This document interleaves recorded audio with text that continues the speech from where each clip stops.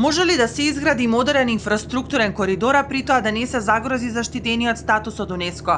Пред предстојната мисија на Светската организација, струшките хотелиери порачуваат дека решението е во балансот.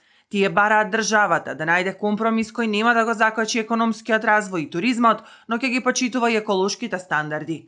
Велат дека инфраструктурата и екологијата не мора да бидат непријатели, туку тие можат и мораат да коегзистираат. Поврзувањето секогаш е позитивно, транспортот е позитивен, ако се овозможи да биде, да се однесува. Знаете, вие се работеше на еден проект со бродови околу езерото, да вртат хопон бродови и така натаму.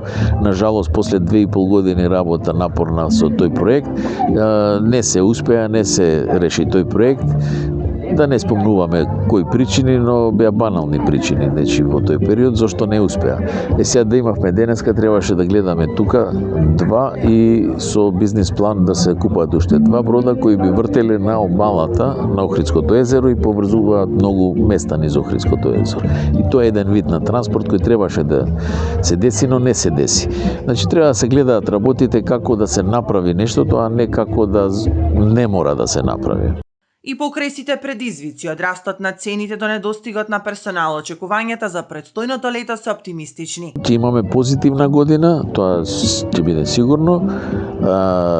Се имаме мала промена на гостите, нели, од разни држави, странските западноевропски држави ни се малце во помал број, имаме пат тука, но покрај се тоа, нели, рековме дека таа бројка ќе се надополни со гости од околните држави. Одлуката на УНЕСКО ќе одреди и днината на инфраструктурата, додека менаџерите со цените и кадрот ќе бијат битката за секој турист и ова лето. На крајот, странскиот турист не го интересираат ниту административните лавиринти со УНЕСКО, ниту маките на хотелиерите да најдат келнери. Тој плаќа за услуга и сака да стигне брзо и безбедно.